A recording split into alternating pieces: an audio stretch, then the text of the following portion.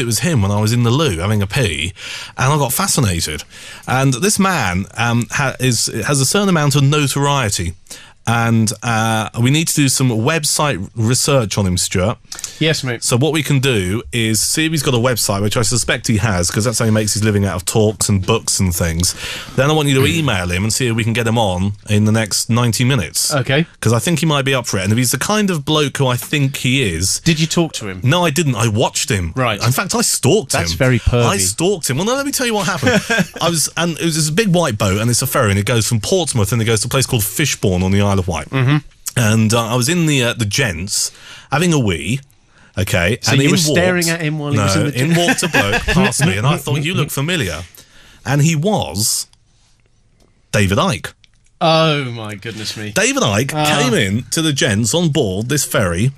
He had a pee, didn't wash his hands. Wow. Which I think always says a lot about someone. Yes. What do you think it says? Dirty. Really? Dirty, germ-ridden, unpleasant. Right. But I think there's probably a reason why he doesn't wash his hands. And then he went out, and I kind of, purely by accident, ended up sitting next to him. I didn't talk to him, but I watched him eat a meat pie with one fork and have a cup of tea. Cool. And it got me thinking that David Icke, we have not, over the past 10 years, really heard a great deal about him. Well, this is where I'm going to say, who the hell is David Icke? Right. David Icke used to be a BBC TV sports presenter. Yeah. Oh, right. Yes, and he went a bit nutty. Now, maybe he didn't go nutty. I think it was a great plan to get another bird in the bed. Well, I think you're probably right. Because so what you need to do is Google him. Oh, yeah, davidicke.com. I've already got it. Mate. Okay. Yeah. Have a bit of a search around that whilst you're doing that, because I want you to find out if we can email the website and get him on, because I think he believes, like, Tony Blair's a reptile. Hello. Hi, Duncan, it's Anne here. Hello, mate. You alright? Yeah, you're very early. Well, I've changed of plan. What's your change of plan? I'm doing the sport now. Yeah, and Duncan doesn't have a choice in the matter.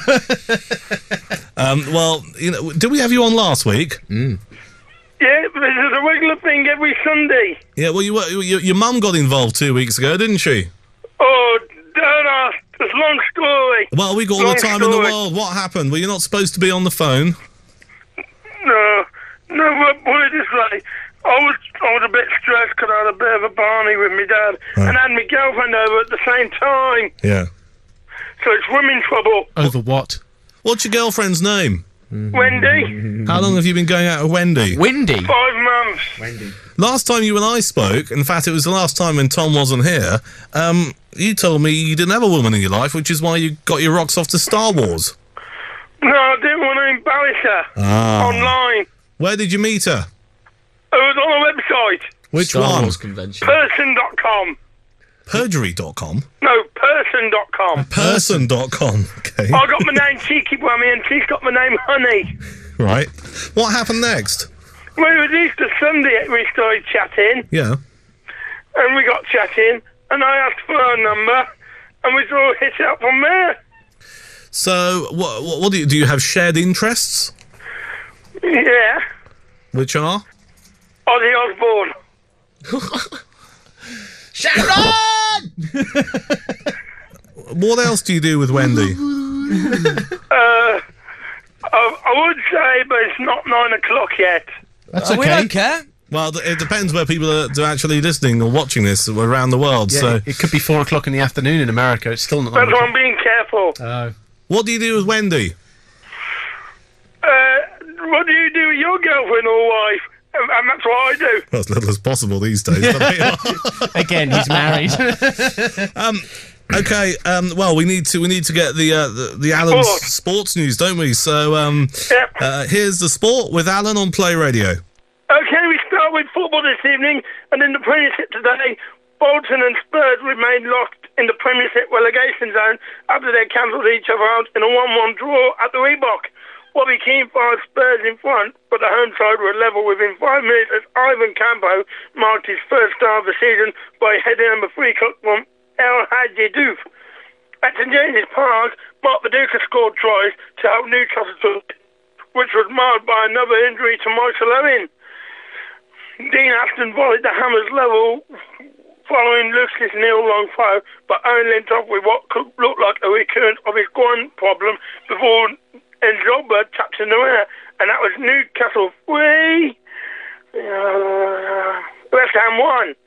At Villa Park, John Carew scored his first goal of the season as Aston Villa beat Everton to move into the top half of the table. The Norwegian striker blasted home after 14 minutes when the visitors failed to deal with a high cross. Everton worked hard and were pushing for an equaliser when Gabriel Bungalow beat the offside trap to slot home Villa's second on the hour. So Villa 2, Everton 0. At Ewood Park, a cruelly taken goal from Kanu gave Portsmouth the first away win in the Premiership since Boxing Day against Blackburn Rovers. The Nigerian held off Blackburn's Christoph Samba to run Brad Fidel and throw into the net after 25 minutes. And this defeat ends Blackburn's unspeakable start to this season in the Premiership. Finally, in the big one at Old Trafford today, Man United added to Chelsea's woes by beating their rivals in Avant-Garde's first game in charge of Chelsea after the departure of Jose Mourinho. Chelsea put in a resolute showing but had Mikel John Orby harshly sent off. Then Man United ran ahead after the first half injury time of the Lux with a near-post header from Carlos Tevez. Chelsea stubbornly kept the deficit to 1 goal until a spot kick in the flying 9 seconds from Louis Saha.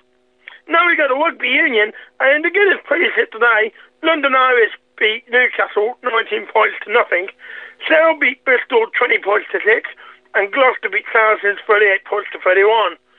Finally, looking ahead to tomorrow's final in Cricket's World 2020 in Johannesburg, India is facing Pakistan, and both teams wanted to forget their form at Cricket's World Cup earlier this year when they were knocked out in the group stages. And that's the sport for tonight. It's over to Duncan and the boys. Can I just ask, where was the Leicester Tigers rugby information? I didn't know Leicester Tigers were playing today. They didn't play today, they played yesterday. I thought it was a weekend roundup, and that's arguably the best rugby team that's ever existed. I've always done the sport for a Sunday. My apologies, my apologies. Alan, what do you think about Jose Mourinho this week, then? Oh, it's got to be a bit of a payoff. Yeah, you think so? Do you think he was... I mean, do you think he was fired? He can afford to waste all that money. They should get him to Villa Park. Replace Martin O'Neill with Jose Mourinho. I mean, hang on a minute, hang on. Replace Martin O'Neill? Who? Wendy Ladder can afford it.